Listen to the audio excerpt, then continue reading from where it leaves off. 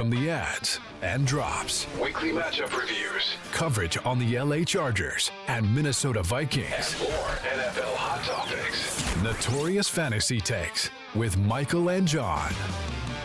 Champions of the Stream League will keep you covered and ready to take your league by storm. So sit back, relax, And don't tinker your lineup too much yet. until the show is over. You're listening to Notorious Fantasy Takes.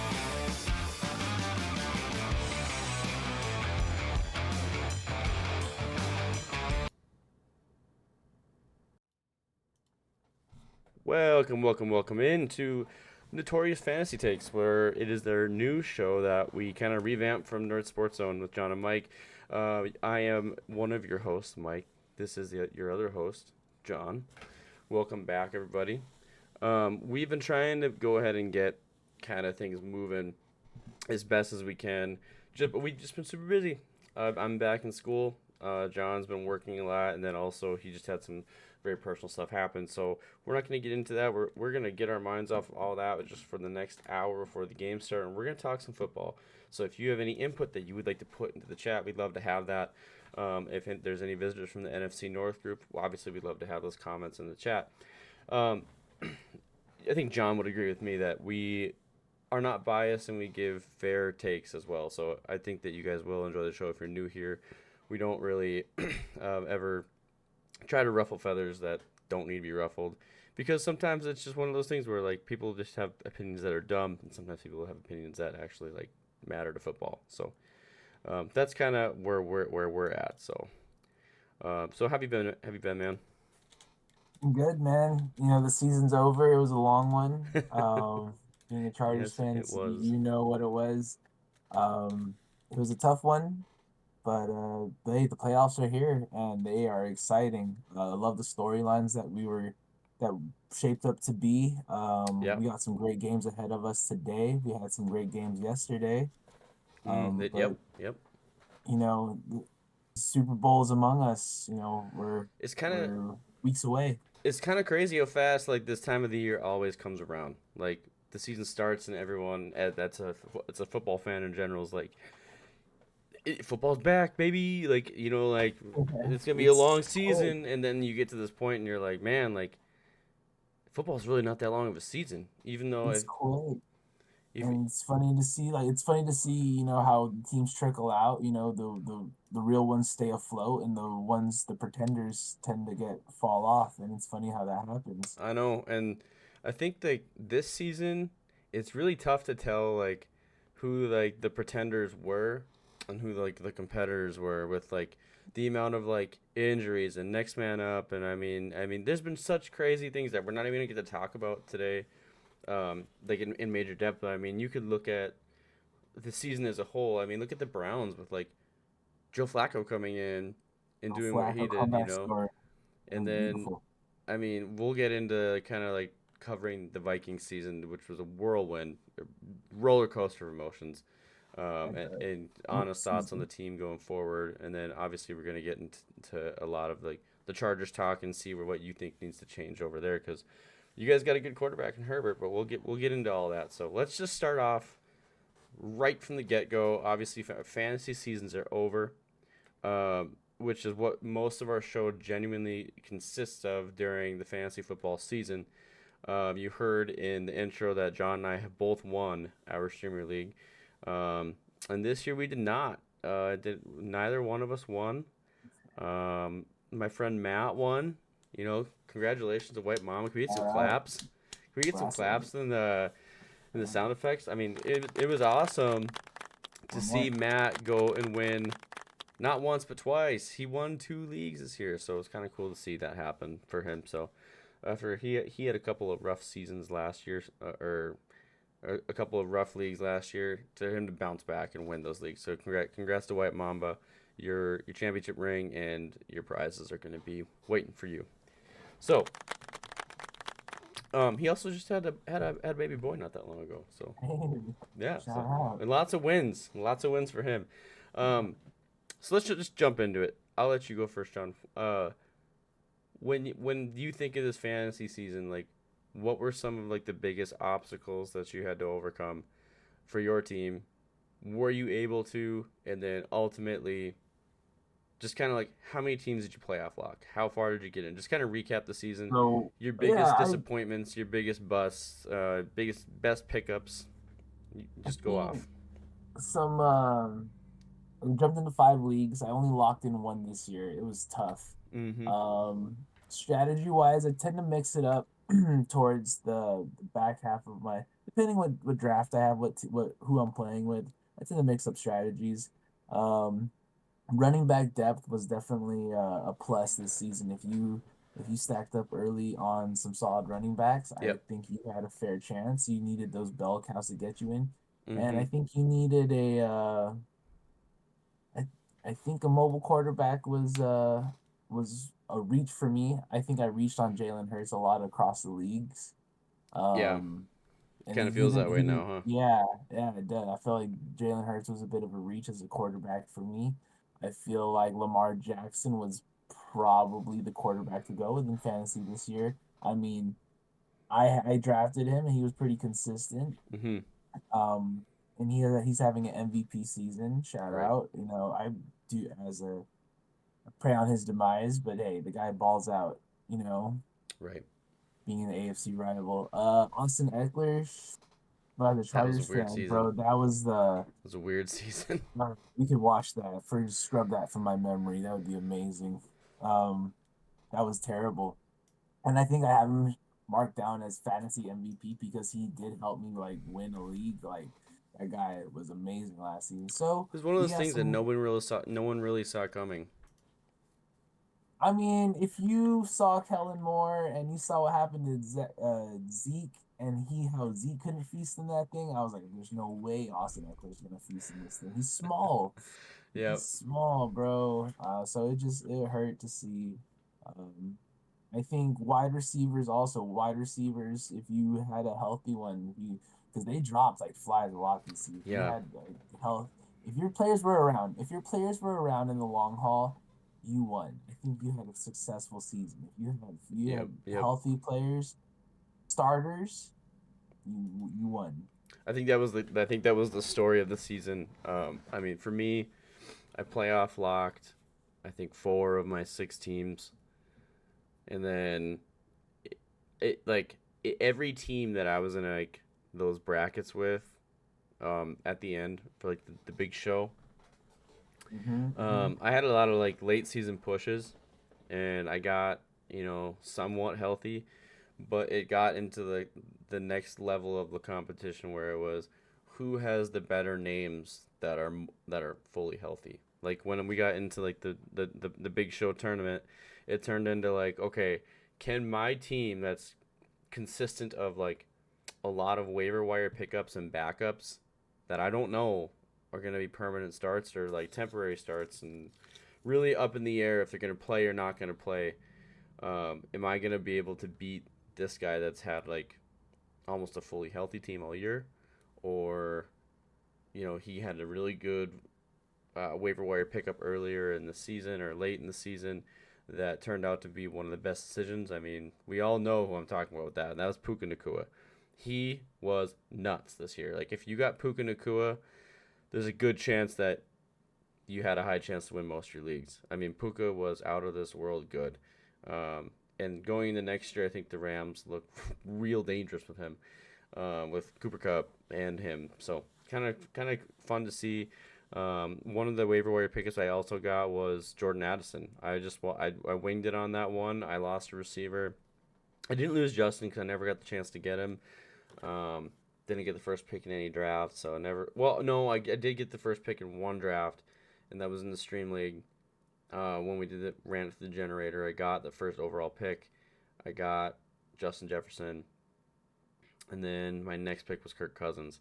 So I lost Justin Jefferson for 8 weeks, and then I lost Kirk Cousins for the season, which we're gonna get more into that. But I felt like my personal biggest fantasy disappointment for the season was honestly Austin Eckler.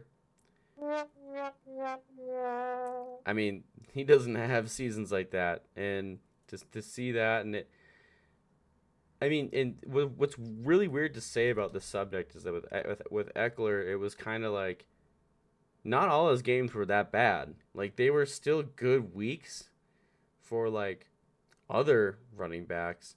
But if you know fantasy football and you play fantasy football, right? It's weird.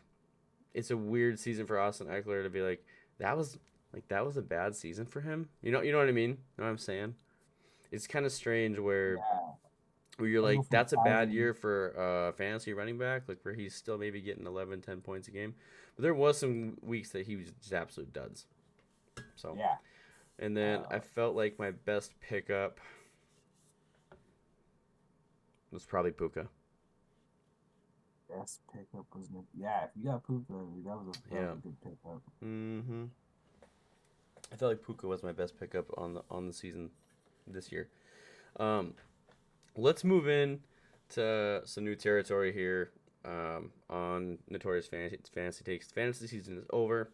Me and John did not win any leagues. So let's get into some of the NFL hot topics. We're going to talk about some of the games that happened yesterday at the end, and then also some of the games that are going to be going on this afternoon. Um, so let's get into this a little bit here. We were supposed to have a guest on the show. His name is Michael Schumann. He's in a really fun group that I'm in called the NFC North Trash Talking Group, or NFC Elite. Longtime Lions fan. I think he said he's been a Lions fan for 30 plus years. I wanted to get him on the show today, and I still want to get him on. But Michael, if you're watching, the reason I didn't contact you for today specifically is I know that your team is still in the playoffs, and maybe you got some stuff going on at home, and you got to get ready for the big game with the family or something like that. So I didn't want to bother you. So just we'll get you on here, and then I want to hear what you have to say about your Lions, man. Like I think that me and John are both excited to hear what your thoughts are as a Lions fan for a long time. I think they're playing with house money at this point. Just to make the playoffs is a great feat, and then just to get that first playoff victory, it brings a lot of fresh air to Detroit. That pure Michigan. Mm-hmm. I went and visited Michigan. I know what it's like now. It's nice. It's nice out there. But Lion fans got to be happy. I'm excited to watch Motor City Dan Campbell. Mm-hmm. I think he's a coach anybody would want to play for. It's exciting, dude. Let's go Lions, man. I can't sit here and say like a lot Oh of the yes, same right. stuff. Obviously, I'm in same division, NFC North. We're always fighting each other every year. But I will say honest thoughts that need to be said. Um, so let's talk about the NFC North as a whole, right? So this season, before we even get into just Minnesota, let's talk about the NFC North as a whole. We To start the season, you kind of go into this realm of like, okay, Jordan Love is coming in. You know, Justin Fields, is he gonna start panning out to like what we think he's gonna do, or what we think he might not do? Which for some people that was he's gonna go off, and for some people that was he's gonna be a bust. And so as we continue this conversation, we'll kind of get more into that. Um, it's kind of a strange division this year.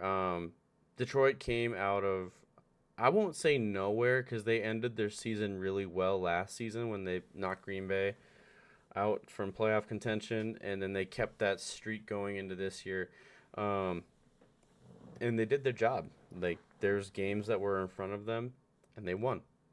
They won those games, and that's what they were supposed to do. So my kudos goes to the Lions. And before anyone thinks that like I'm gonna sit here and discredit some of the stuff that they've done this year, I'm not gonna do that. I'm actually gonna give like compliments, because here's the thing, right? Like I just said, in football, it's uncontrollable, like how seasons are gonna play out. Yes, did the Vikings lose Kirk Cousins? Sure. Did we not have Justin Jefferson for 7 to 8 weeks? I think it was 7 weeks. Yes, we didn't have Justin Jefferson for 7 weeks. Then we lost KJ Osborne to a helmet for a week. And then we lost Cam Akers for the season. I could go down a full list, which I'm going to do for like team analysis, but everyone's like that is like the sour apples, sour grapes Vikings fans being like, oh, well, they only won the North because of X, Y, and Z. No, you can't do that. And I'm going to tell you that as a real Vikings fan, you don't get to do that. Like, there is stuff that you own and there's stuff that you deflect, which you shouldn't ever deflect it. Own your stuff. Like, we hung in a lot of games with QB3s, QB4s, running back 3s, and all the Vikings did this year was turn the ball over. Right? Right. Like, as a Vikings fan, if you don't agree, you're wrong. Like, a lot of the games that we lost were on us, or bad coaching decisions, which we're going to talk about later. But that's kind of the story of the season. So for all the fans being like, well, the Lions wouldn't have won if this and this and this didn't happen, don't do that. Don't look like that type of like football fan. It's a really gross look. I'm just going to leave it at that. So kind of like getting more into like the important stuff with this. I think, the Lions came out of nowhere. I'm really impressed with Justin Fields in the second half of the season. I think he kind of found a groove. Now, did it happen too late? I don't know.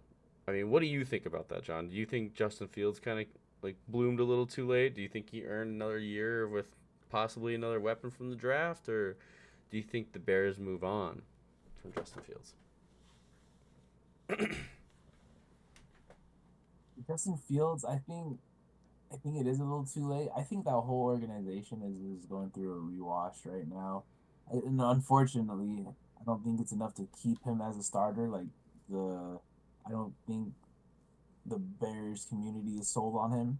Yeah. But then again, I'm not a Bears fan. I can't really tell you. He doesn't have me convinced that they're convinced. Yeah. I don't think they have an identity of who they are yet, and that sucks because that was a whole season kind of like washed in a sense. And he has, I think last season his fantasy value was like through the roof. Really, he was a solid pickup. So I don't know what happened there for the Bears offensively. I think most of like the failure has kind of came from maybe more of like the front office on the Chicago side as it has been for years. My fiance's a Bears fan with her dad. No, she's daddy's girl. But like even her dad, I was just at a game feed with her dad last night, and we got on the subject of football, and it was just the Bears have their own problems, and sometimes it's getting in their own way and maybe not doing things to like help their team. Well, a lot of the decisions that they over this last offseason and like the very late part of the season this year kind of started to bloom a little bit with DJ Moore doing pretty well with Fields. Cole Kmet started playing really well with him. The run game started showing up a little bit, but primarily that defense started showing up. So Eberflus, I don't know. Like, if I were a Bears fan, I'd be really torn. Do we bring him back? Do we not bring him back? Like, what's the situation there? But because the only thing I would say about it though is if you keep Eberflus, you keep Justin Fields, and you draft, you don't trade back in the draft. You go get Marvin Harrison Jr. with number 1. Like, yeah. And you run it back one more year. You give Justin Fields one more year based off of what you saw at the end of the season, and you go, okay, if we can get you more weapons and keep improving the defense, maybe there's something here. I don't know if I'd give up on it, and that's coming from a diehard Vikings fan, man. I don't know if I would give up on that. And this is a guy, you've heard me say it. I have called him Bustin' Fields before, and I'm not gonna hide from that. I own what I've said, but seeing what I saw the second half of the year, I don't know. Maybe you run it back. I read a theory. I don't know if this is valid to what extent, but they have the number 1 draft pick. I heard they're talking to Caleb Williams, head coach Lincoln Riley, for a coaching gig. I don't know. What if, right? You know, you get the number one pick, you get his head coach. Has it worked before? No, it hasn't worked No, before, but no, they would no. do it. And like, I was in school the other night when we were talking about Caleb Williams a little bit, which we don't need to get too much on Caleb Williams right now. That's He's another. not here yet. He's So not here he's yet. not here yet. That's another show. Um, but the interesting with Caleb Williams is that they pulled a stat line that like whenever he played like some of the teams that weren't that great, yeah, he went off. But when he played some of like the top 15, top 20 schools, he didn't play that well. That and Um, and I, that's something to I, dive more into as we'll talk another day. I'm not time goes on. And then let's talk about the Packers. accurate. So They got shredded, but hey, they made it. the Packers made it into the playoffs. The Vikings did not. We did not deserve to be in the playoffs. And Jordan Love kind of shut everybody up going into this year. Like everyone's like, well, can you do it? Can you not? And then like when he got to like week 6, week 7, everyone was like, oh, Jordan Love, he's just not doing his thing. That he's supposed to be doing. Like, okay, great. Wrong. Jordan Love showed up with the youngest NFL team to ever make the playoffs as a 7th seed. Never happened, by the way. The 7th seed's never made. A 7th seed has never made it into the playoffs. I like the story. I like it. So, I mean, kind of interesting, right?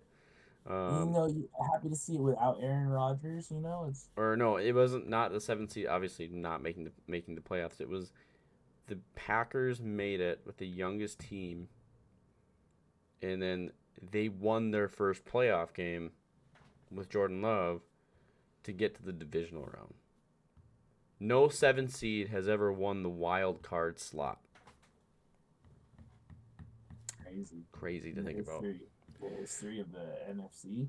That's crazy. Yep.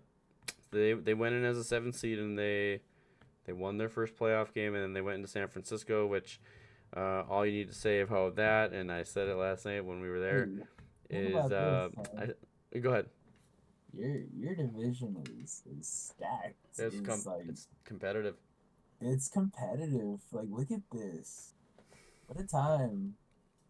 It's And it's really anyone's ball game, which is like the best part.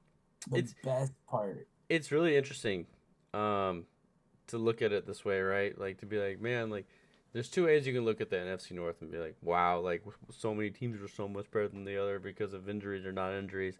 But like being a Vikings fan and having experienced all the injury woes that we possibly could have, lots of season enders this year. We got some guys that we don't know if we're gonna extend or not. Wow, this is a big off season because right now the North is really up for grabs with all 4 of these teams. If any one of these 4 teams makes the right moves in the off season, there's a good chance that they move forward as the Kings of the North, or taking it from Detroit next year, or whoever. So I think it's going to be really interesting. I think I do commend Jared Goff. I know we talked about that in previous shows where who won that trade. I still think as of right now, the Rams won that trade because Matt Stafford went and won a Super Bowl. Happy for him, good for him. Like, but then it was like now Jared Goff is kind of getting his turn to show up and show out a little more than I think what people expected. Sometimes I call him Jared Goof when he throws an interception that's kind of boneheaded or things like that. He's kind of goofy. Yeah, but it's just like goofy plays. But Jared Goff is playing really good football, and you can't deny it. The Detroit Lions are not a team that you sleep on. And just kind of like for when we talk about the games today, the Tampa Bay Buccaneers right now are not a team you sleep on. They're playing playoff football right now. It's different. Playoff football every year is different. You don't sleep on anyone. Baker Mayfield. Isn't that weird? Saying Baker Mayfield in the playoffs? Yeah, I love it. I think the playoffs need Baker Mayfield. He's that bro in there, Yeah. He's a football guy. let's we're gonna transition over here to the just to a quick ad here, and then we will move to the next subject here. So.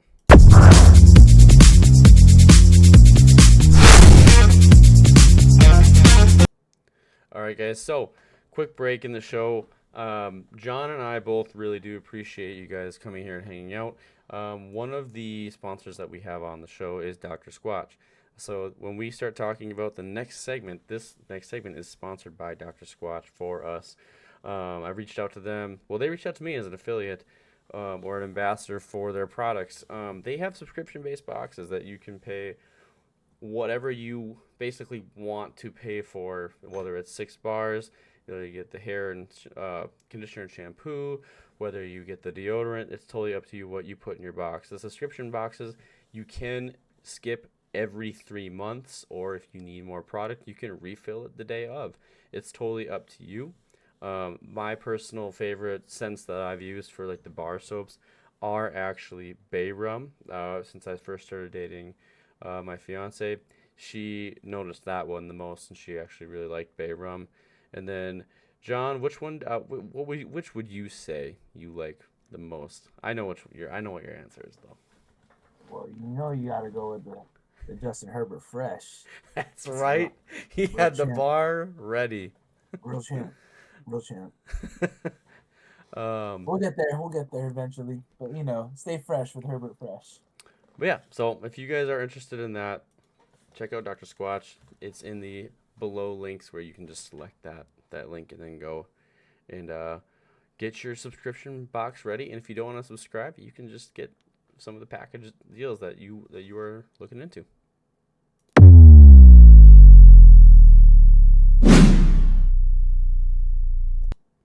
Okay, so let's jump into the next topic here, and that is our teams.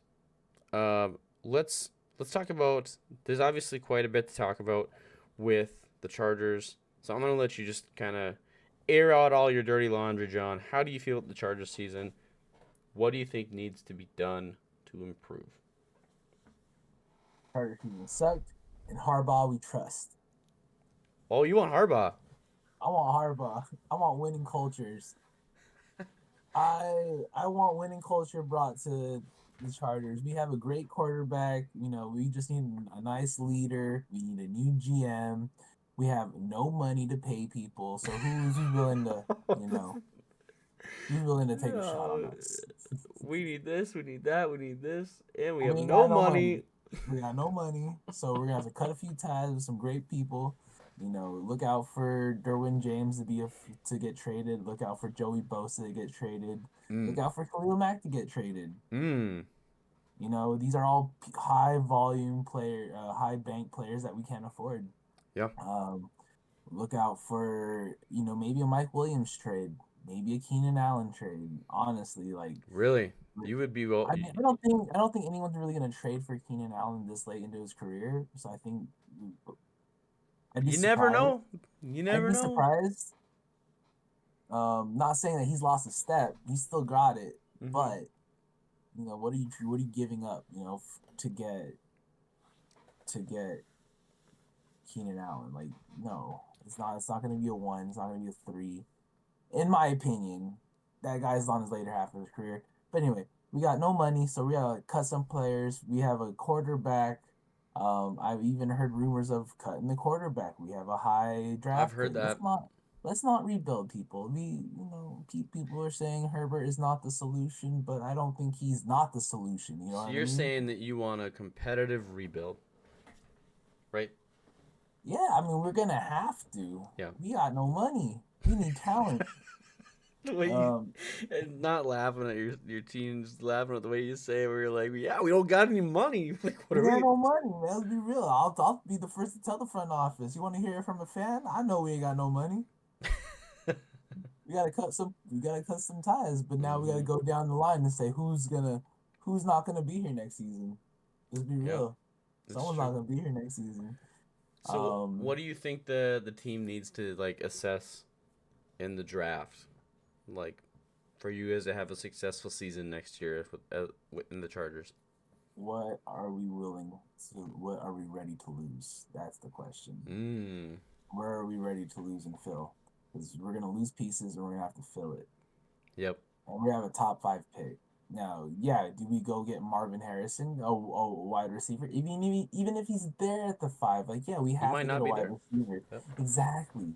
We don't have a tight end. We have a garbage. I mean, you guys need a tight end bad. That's true. We have no identity at tight end.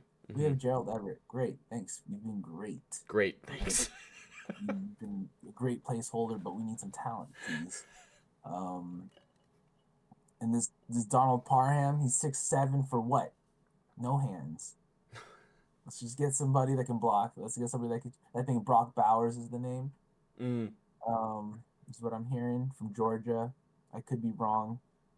Don't quote me. So offense, let's go get a wide receiver. Let's go get a weapon for Justin Herbert. Yep. This Quentin Johnson, I feel like it's another Mike Williams situation. Give him 3 to 4 years. He'll fill in his role. Yeah. He's having rookie struggles. I get it. He's not Mr. Flowers on the Ravens. No. He missed it. He missed it, right? Yep. Shot it in the foot. Damn, Chargers done that again on wide receivers. We don't hit on wide receivers. We do not hit on wide receivers. And I'm even saying that like right away. They have to blossom into a wide receiver. They're not effective right away. That's the hard thing when you know that your team just doesn't like blossom out certain skill positions. Like, man, like don't miss. Like, why can't we just develop better? Like I feel that way about Minnesota. Like, how can we never be able to develop someone young? You know what I mean? Like, it's so frustrating when you got to go sign somebody and then like sometimes just all the pieces aren't there. But we'll get into that when we talk about my team here. So I think you bring in a leader like Harbaugh or even a Belichick. If you bring in Belichick, just someone who has a winning culture. I think we need that. Not this we could skate by and maybe make the playoffs. No, we need someone committed to excellence. Yep. I think every team needs that. I mean, I'll jump over into my realm here now. Please. Unless you have more to say. No. Chargers. Let's go get ourselves a leader. That's it. So for me with the Vikings, really tough season. We started off 1-3, 0-3, then 1-4, and that was with all of our starters healthy, good to go, right? But the tail of the tape with those games was we were just turning the ball over. I mean, Alexander Madison was fumbling left and right. That didn't really change on the season until they stopped playing him. I don't know. It was a weird season. So the first 4 or 5 weeks was just turnover city, man. Like, if we just wanted to give the ball away, it was going the other direction. And you don't win games like that. Like, you just don't. Like, you can't go into these games and be like, wow, like, let's rip the ball over 5 times to the other team on purpose, it felt like at times, and just hope we win. And you're not going to win football games that way. And so then, kind of going into the next part of the season, in those first 5 weeks, we lost Justin Jefferson. And that was a 7-week hamstring injury. I mean, and I get that they take long. I mean, look at Christian Watson in Green Bay. Man can't stay healthy. And go Bison. I love him. But it's just not. Like, the ability to stay healthy is really tough for him, I think.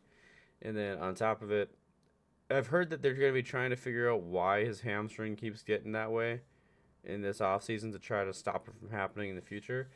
But look at the situation that Green Bay is in with their rookies, right? Like, they got a lot of rookie wide receivers that they got to worry. That Christian Watson should be worried, like, how long am I going to keep my spot?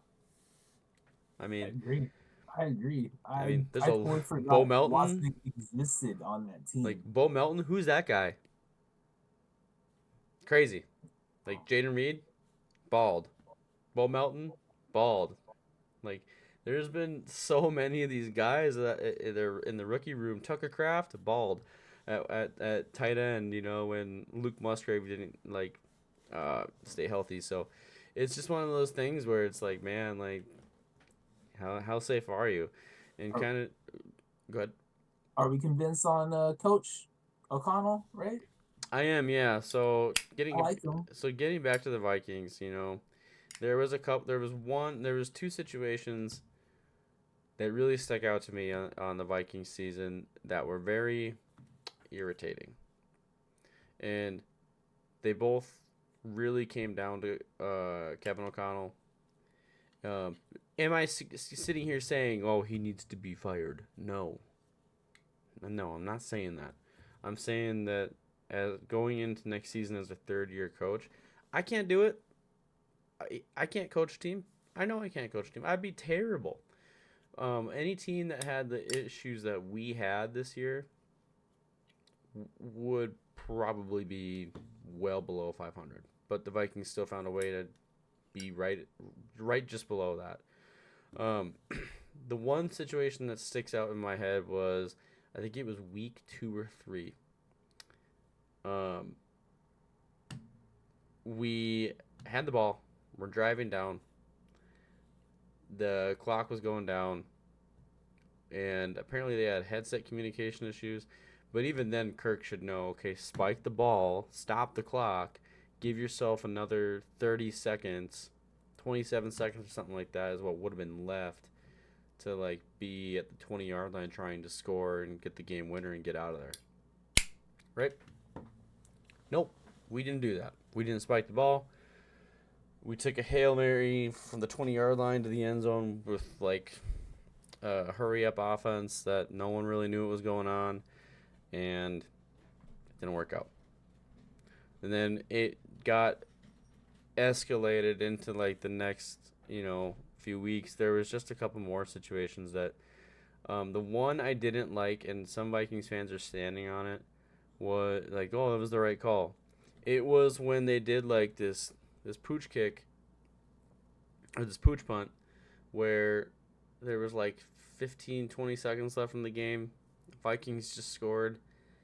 And instead of I don't know, they had scored the drive before, and then I think it went 3 and out or something.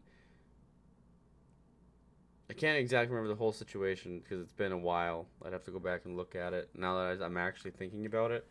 But I think they scored, and then they went to do this, instead of kicking the ball to the other team far down the field at the 5 or 10 or 15, they did this pooch punt where it was if you don't know what it is, it's just a super short punt where it just goes up and over. And they did it and it was against the Raiders actually, just to kill time, to give them less time to possess the ball. But I mean, there wasn't that much time anyways, and if you go back and watch that play, yeah, you can be yeah, it was the right call because they won. But you could also be on the other side of the fence and go, Devontae Adams almost ran that back to the house. And the Vikings almost lost. Not a good thing. There's just some choices like that this year. I think that if he comes back, ready to learn from some of those mistakes this year. Kevin O'Connell wasn't perfect, but I do love Kevin O'Connell. I love the positivity he brings. I do appreciate that the team did not tank, as Vikings fans were wanting to happen. I'm grateful we did not tank. Tanking creates a losing culture. You don't tank as a team. Maybe you disagree with me on that. I don't know, but I don't believe any team that's tanked has ever really seen the fruition of what they were hoping for. And I think that overall, it creates a losing culture for your team, and I don't want that. So I'm glad we didn't tank. I'm glad that we are riding with the 11th pick. I think we lost our games naturally. The Packers game at the end of the year was a little rough. So, but the story of the Vikings season was turnovers and injuries. I mean, you go back to this list of injuries. No JJ for 7 weeks. No Kirk. Kirk was the ACL tear, just like Rodgers. Or not ACL tear, Achilles. Sorry, my correction. Cam blew his Achilles as well. He just had surgery on the same Achilles last season, so that was a thing. And then TJ Hawkinson takes, some sort of shot. We're going to talk about that later. To the knee during the Lions game, former team that he played for, and ACL, MCL tear, done for the year. Josh Dobbs, the trade was, we talked about that trade, is it going to work out? Like back when we did our first episode of the news show. Josh Dobbs is fun to watch, but like I don't really understand why people are like, we should have been playing Dobbs. Dobbs could not move the ball for 3 games straight out of the 5 that he played. And then Nick Mullins, he moved the ball well, but it turned into, why are you turning the ball over in the red zone all the time? And that's, again, why we lost games. So just lots of injuries, lots of hard things for the Vikings season this year. But it doesn't negate what Detroit's done, like we said earlier. Detroit had games ahead of them that they were supposed to win, and they won, and they're still winning. They're still playing postseason football, so that could end today. They might not end today. Who knows? But that's kind of the story of the season. And then going into the off season, I think the best plan is attacking some of the key positions that were not developed well, which is quarterback. I think you sign Kirk to it sounds like he's open to like a 2-year team-friendly deal. Draft a quarterback first round, so you see who you can get. And then I think Harrison Smith's probably going to retire because he's due $14 million. I don't see a safety at his age maybe wanting to get paid by a team with that type of cap hit. But he's been a Viking his entire career. He's my favorite player that they've drafted. I would love to see him stick around, but he also might retire. Daniil Hunter, I don't know if we pay him and go and forget about that position in the draft, or if we let him walk. He wasn't that impactful at the second half of the season. I think that there's good DNs coming out of college. You could go get in the draft. But I love me some Daniil Hunter, so I'd love to see him get paid and stay. But I also understand if we don't pay him, if he's asking for too much. Corners, get corners. Defense. But what a turnaround for Brian Flores to come in, turn this defense from a 30 ranked defense to being a top 10, top 15 defense. At one point in the season, they were top 5. So. That's what he does. That's what he does. He does well. So, but that's kind of what my thoughts on my team are, specifically. But I think right now with re-signing Kirk on a team-friendly deal, I think that's going to open options up to basically extend Justin Jefferson, and then you have Justin Jefferson, Kirk Cousins, and T.J. Hawkinson around for a while. So I think it's going to be good, and just overall improving ball security and execution. So that's kind of where I'm at. But speaking of TJ Hawkinson, let's move into one of the subjects that's going to be a little more controversial.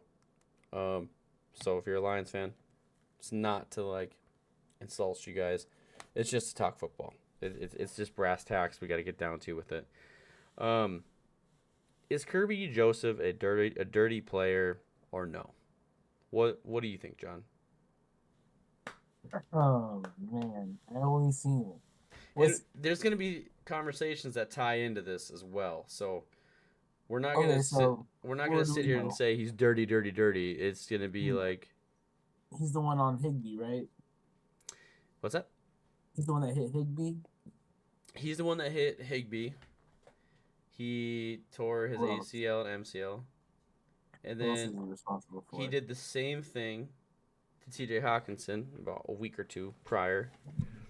And in the same game with the Vikings, he did a helmet-to-helmet to Justin Jefferson, where, by the way, he concussed himself, actually.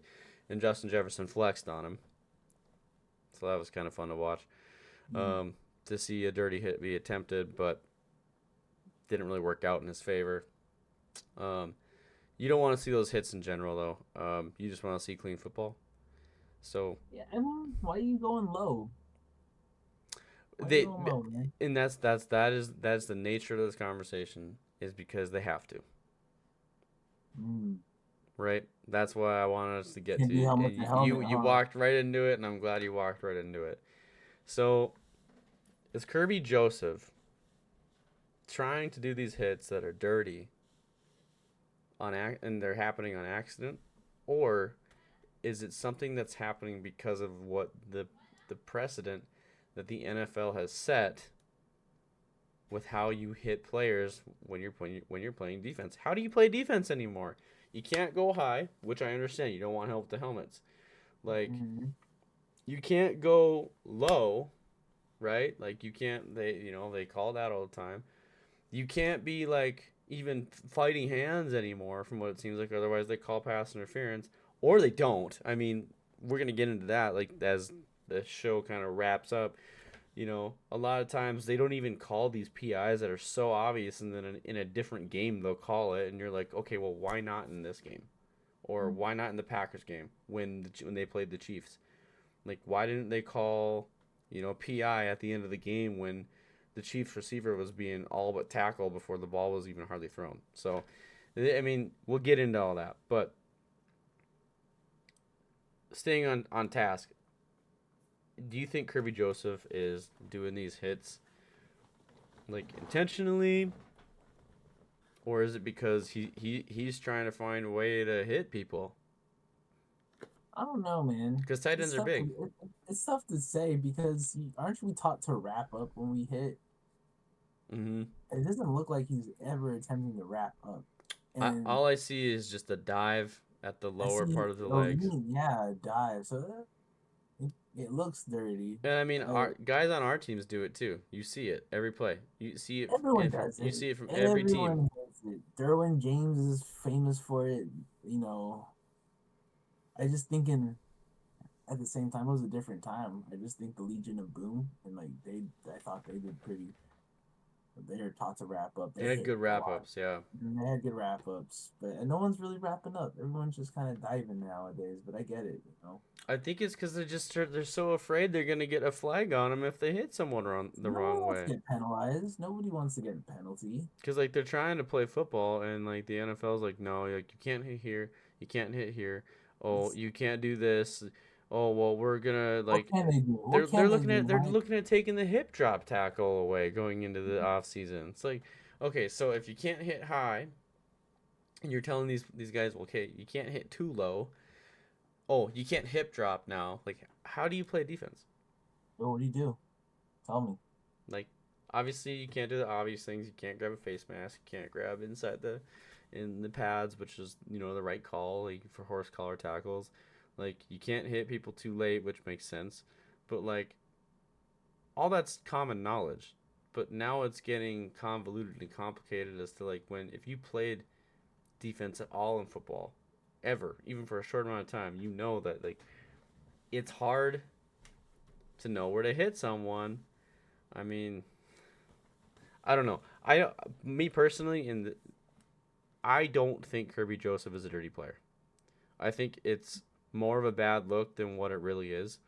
Yeah, hitting the defenseless receivers with the tight ends right at the knees, that can probably be changed. Like you gotta stop doing that. I don't think he's trying to be like, oh, I'm gonna take him out. Like I don't think that's his plan. But like the storylines that people are starting to build with this are not good. Like I don't know if you've seen some of them, but like Dan Campbell was on the 2009 Saints coaching squad. There you go. And he was suspended for a year for those types of hits. For those types of hits, and now they're starting to happen a little more frequently. I'm not gonna sit here and be like, yeah, like there's Bountygate. No, there's not Bountygate. It's just these are the narratives that some people are starting to make because of these types of hits being just allowed or like happening in the first place. I don't know what any of these defensive players can do to not get flagged on how they play defense. Look out, K Dot, and kickoffs at 12. What's that? Look out, K Dot. Yeah. I just it's super do I want to see guys get injured? No. No. No. And like especially after, the Vikings just paid TJ Hawkinson and now that hit tore his ACL and MCL. It's like great. That's I awesome. really like what he's been for you guys too. He's been great. I mean, he was like number 1 or 2 tight end on the season this year for the entire NFL. And then it's like, okay, well, like now that changes, how he comes back next year. And then Higbee, he was doing really well in that Rams game, and then, that happened to him. I mean, you see in the Rams game, this is just not a good look. Like Kerby Joseph going and pulling people off the pile, like after the play is dead. Like you can't do these things if you're gonna go on Twitter and publicly apologize. Like I'm not a dirty player. I'm not trying to hurt people, because he did go on Twitter and was like, I'm really not trying to hurt people. And it's like, okay, but like you gotta understand how this looks. Yeah. Like imagery. Like it's the image that you paint of yourself, right? Now, I don't know how you hit on defense anymore. It's frustrating. It really is. It's time to change, and the product has changed. I still love it, but we're definitely not in. We're watching games. It's crazy when you live in a world where like my cousin's a diehard Packers fan, and we're watching these games together when he's moving up here in June or May. It's crazy to think that like you can sit down with rival fans and agree. Like I don't know if I'd have called that, or how do you not call that? Like how does that call slip from the ref when it's right in front of him? Well, then how does this guy get away with this? Or why'd the ref throw the flag on that one? And you're, as like rival teams, like agreeing with each other, being like, how do you like not get this call right? Or how do you get that one wrong? It's just so blatant. And like the inconsistency, you don't know. And some people are like, oh, it's just the Chiefs. And a while ago I used to be like, yeah, the Chiefs do get a lot of calls.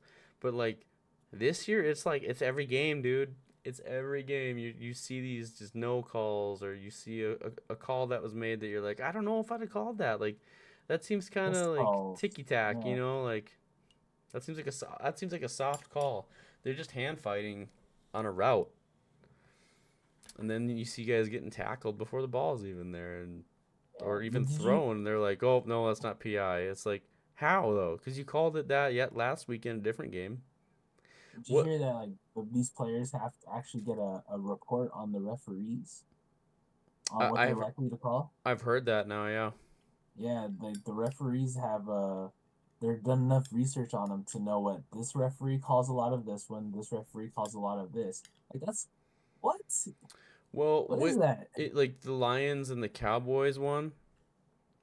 That was huge. That was huge. Yeah. I mean, it doesn't matter now because the Lions are still in and the Cowboys are out. No. But should they have still gotten that right in the moment? Yeah. Who's he talking to? Who is that guy talking to? Right?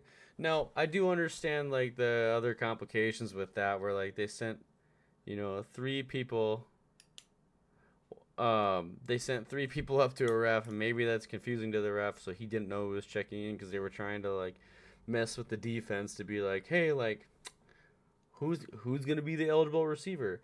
Like, maybe that's what they were trying to do, and I've heard that now that's against the rules to like do that, and I don't know, like the whole situation was a mess.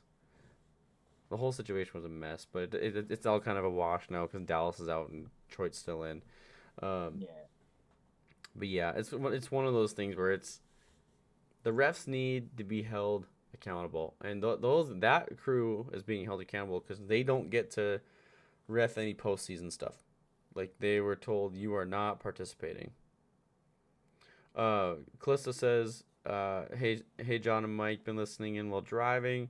It's been such a great episode. One of your best ones yet. Thank you, Callisto. Thank you, Callisto. I'm at my destination now, but I'll finish watching later. It's been a great discussion. Thank you for listening, Callisto. We appreciate you here. Have a great day. You have a great day, and I'm glad you got your destination safe.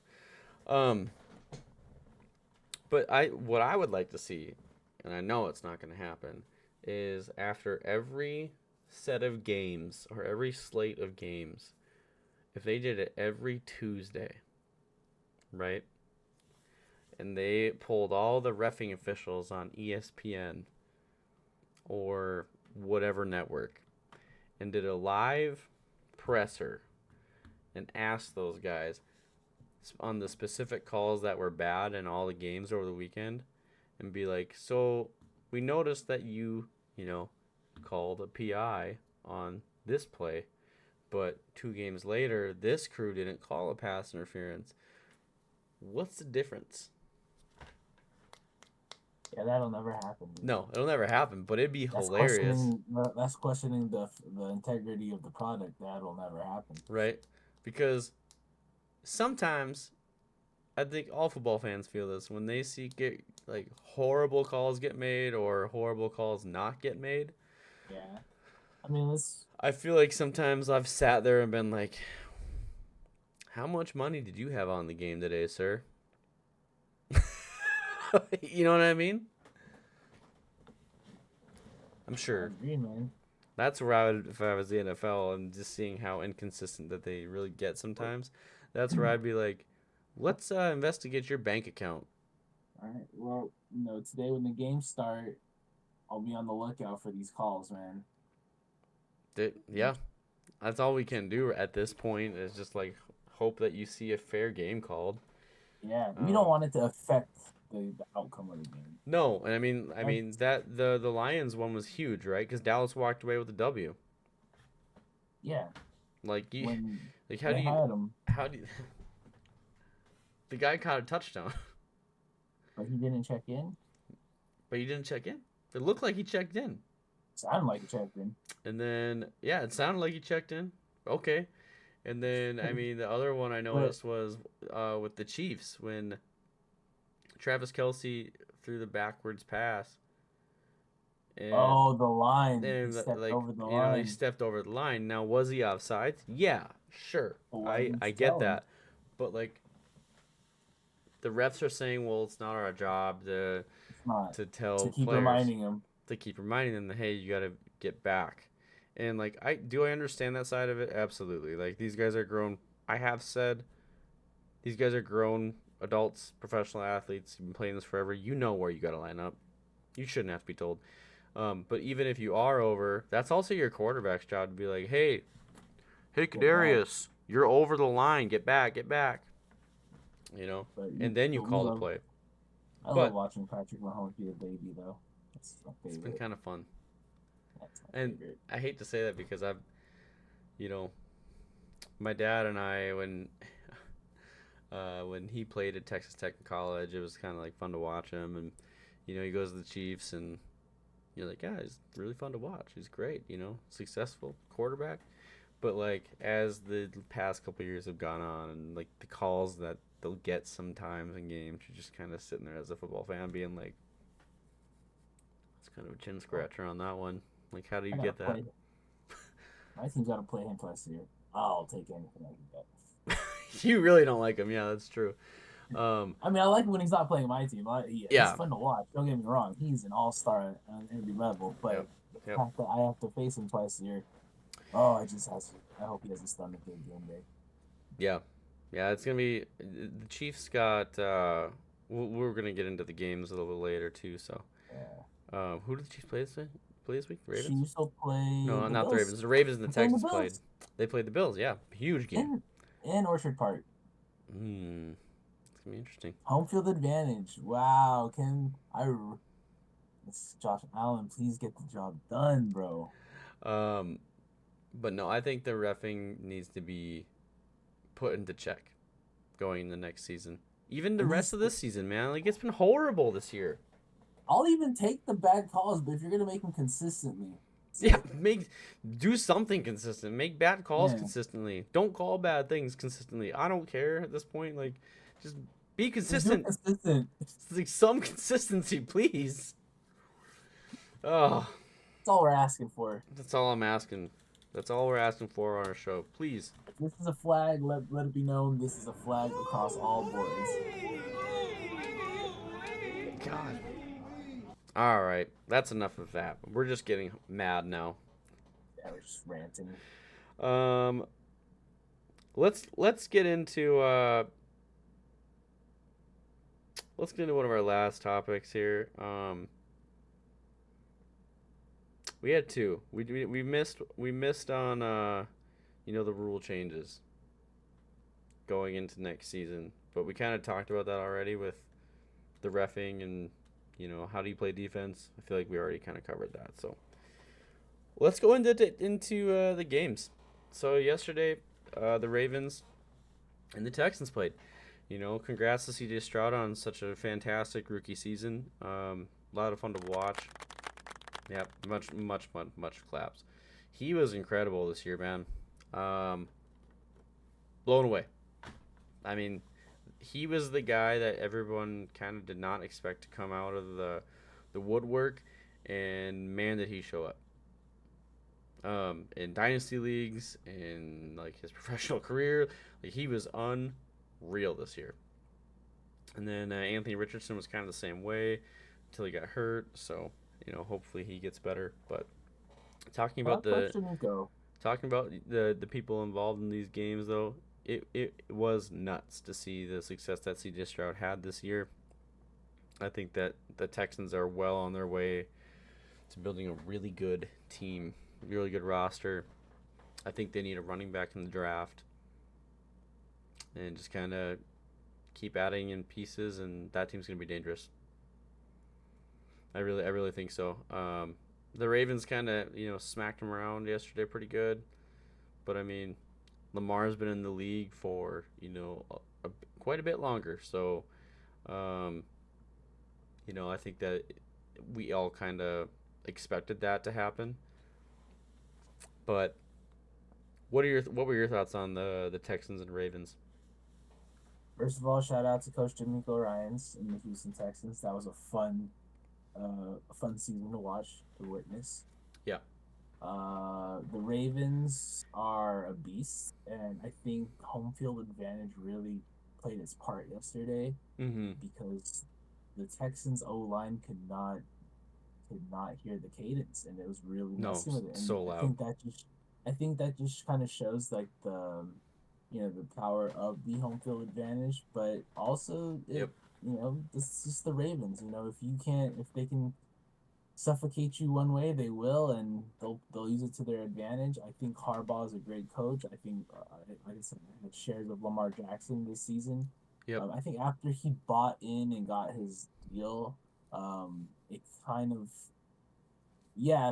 people say he hasn't shown up in the playoffs before, but after he locked in that deal, I felt, why not ball out and just show him what you got. Right. I think he's doing that. He's having an MVP season. Everything's falling into place. He has a wide receiver core. Odell Beckham is looking good. Isaiah Likely is looking good. He's doing Isaiah Likely looks really good. Yeah, he's tall. He's huge. And the fact that Lamar is actually airing it out to them is mind-boggling to me. I'm like, yep. Because I am the biggest Lamar doubter. I don't think he's a quarterback. Dude is balling out. We've been kind of harsh on him on this show. I have. I'll admit it. But I drafted him. You know what? That just shows that he convinced me. Like, he's winning you over. I know what he's about. He stands on business. Well, I think that a lot of the comments now of like him being more of a running back can kind of go away. He's shown this year he can sling it. So he can sling it, and maybe we just haven't been paying attention, because he's been always pretty. He's always had a good arm. I mean, there's no two ways about it.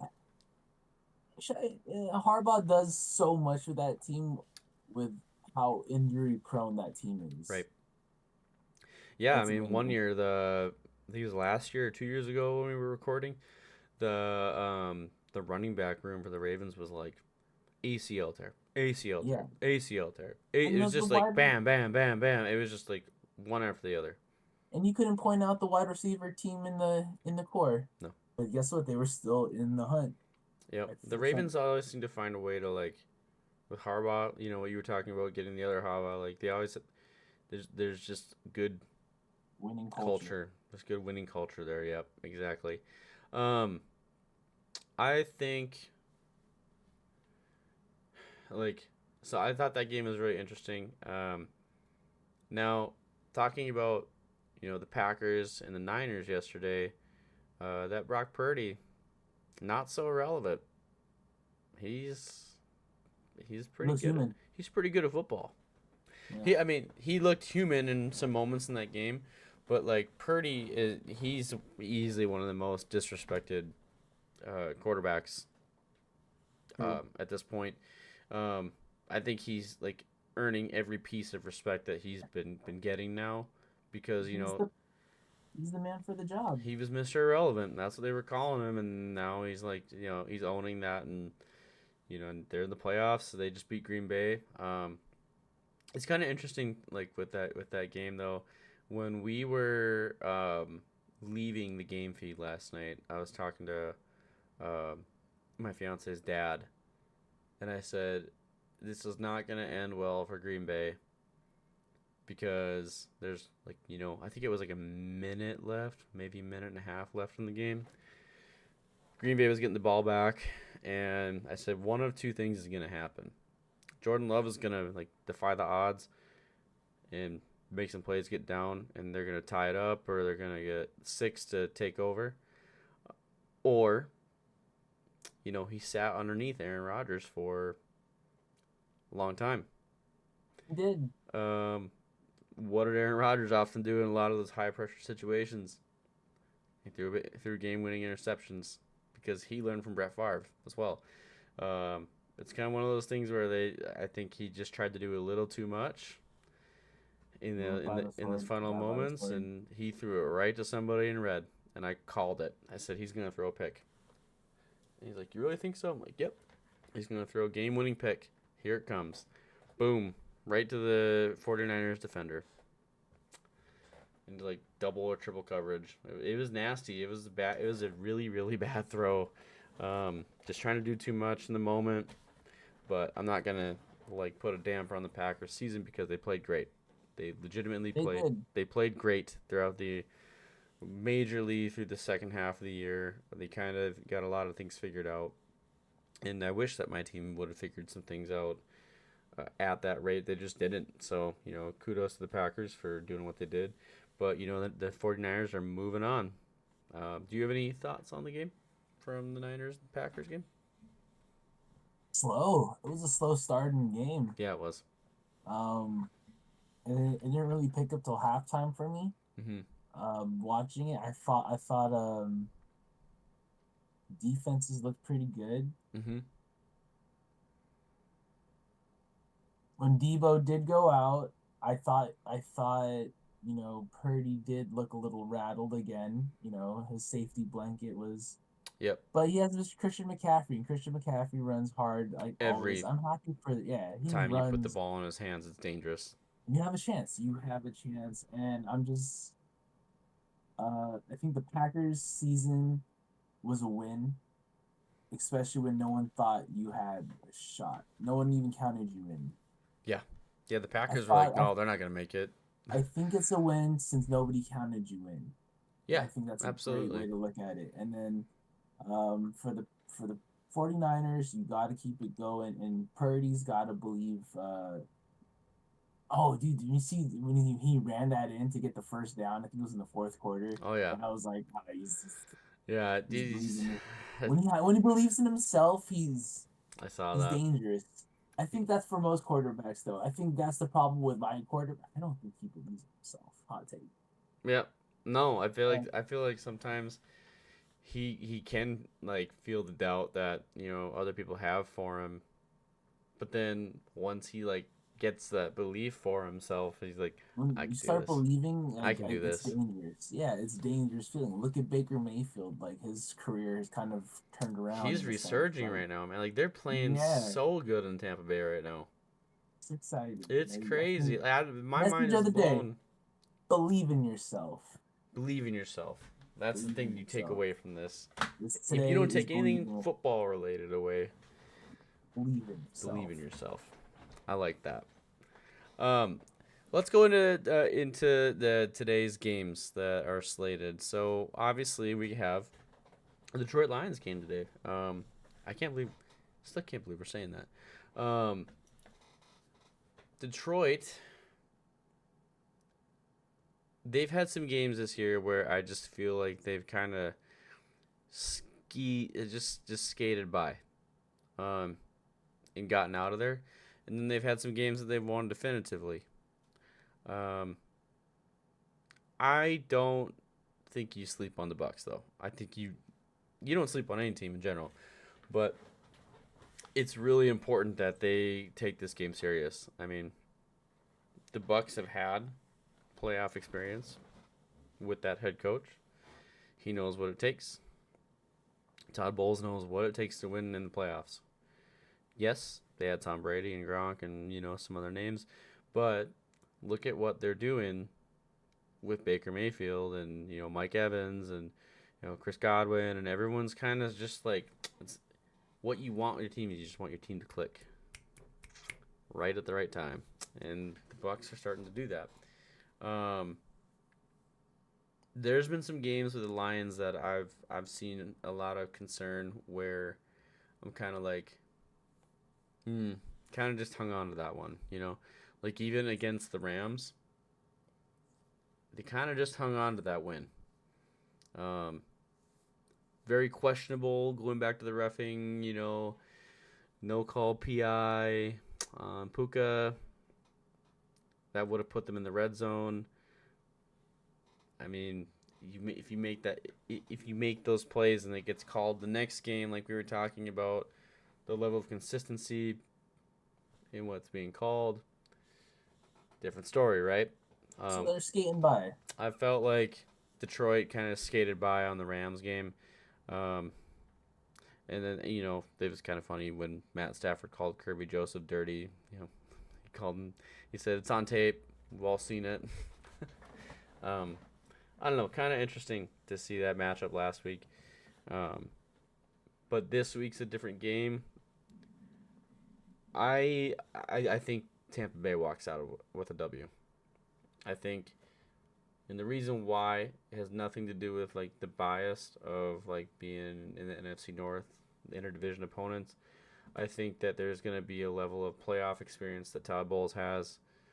Mike Evans, he's won a Super Bowl. Chris Godwin's won a Super Bowl. Those guys have been there and they want to go back. So I think with the way Baker's playing, I mean, I'm not gonna shrug at that, even though it's like, oh, it's Baker Mayfield. No, Baker Mayfield's playing really good football right now, and we can't have the it's Baker Mayfield mentality.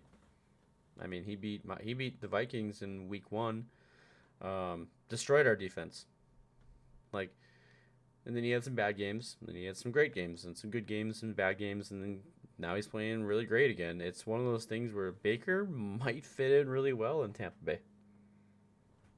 I don't know. Who do you think walks away with that game? Detroit or Tampa? Damn it, I'm biased. I just saw that the Detroit Lions got a pick. Go Lions.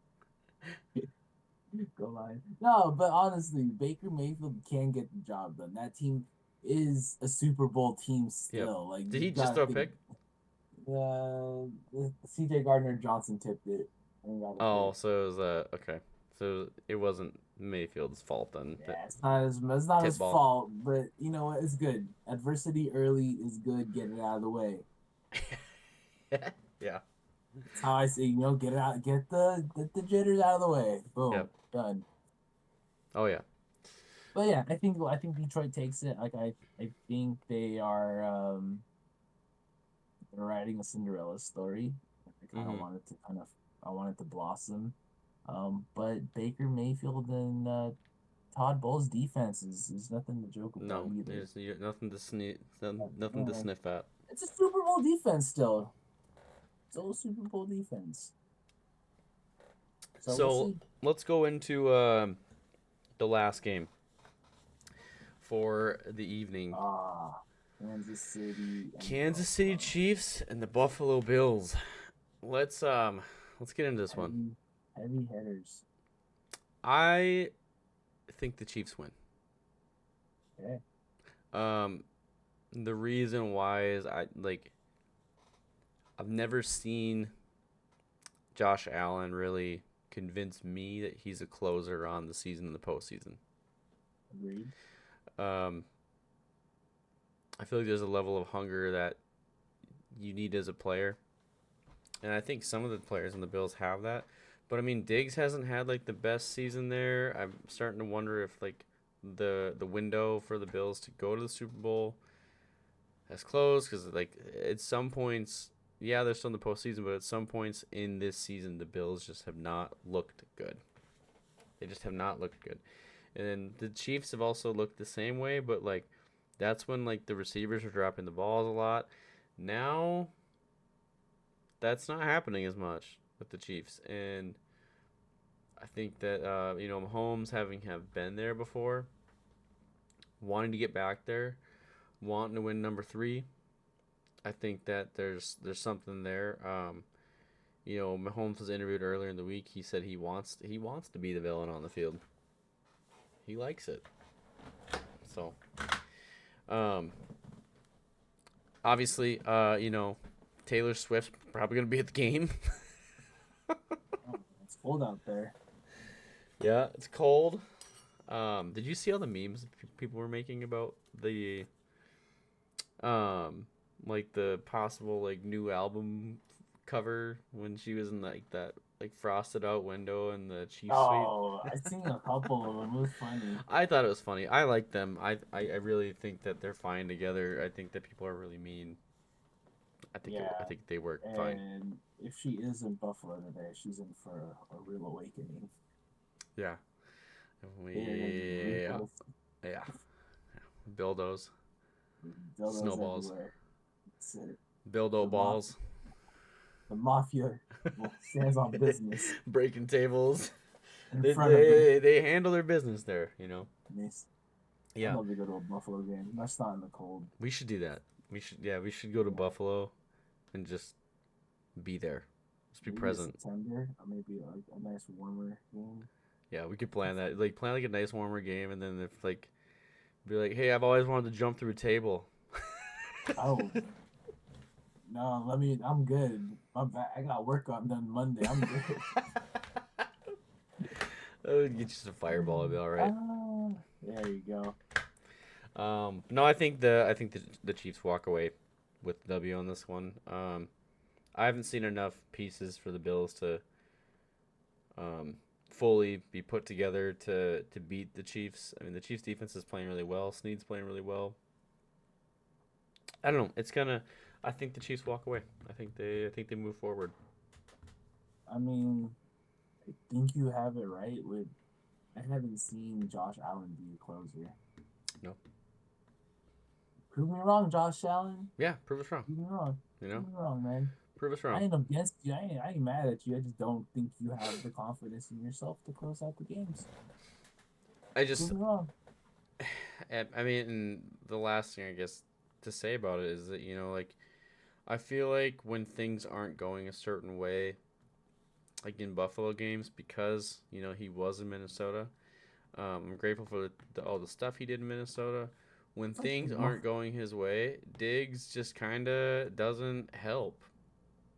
Like when he starts yelling at you on the sideline and getting upset and throwing tantrums and fits, like I just shared the nicest thing about him within the week, where like a fan's dad had passed away and like he gave him like a Christmas gift and this and that, and like Diggs is a great human being, great person. No personal issues at all with him. I love Diggs. I'm grateful for like I said, I'm grateful for everything he did when he was in Minnesota. I just don't know if like doing all the sideline tantrums and throwing a fit and yelling at people and complaining that you're not getting the ball and this and that and blah, blah, blah. Like, I just don't think that helps you as a team and build a bond or build a trust, you know?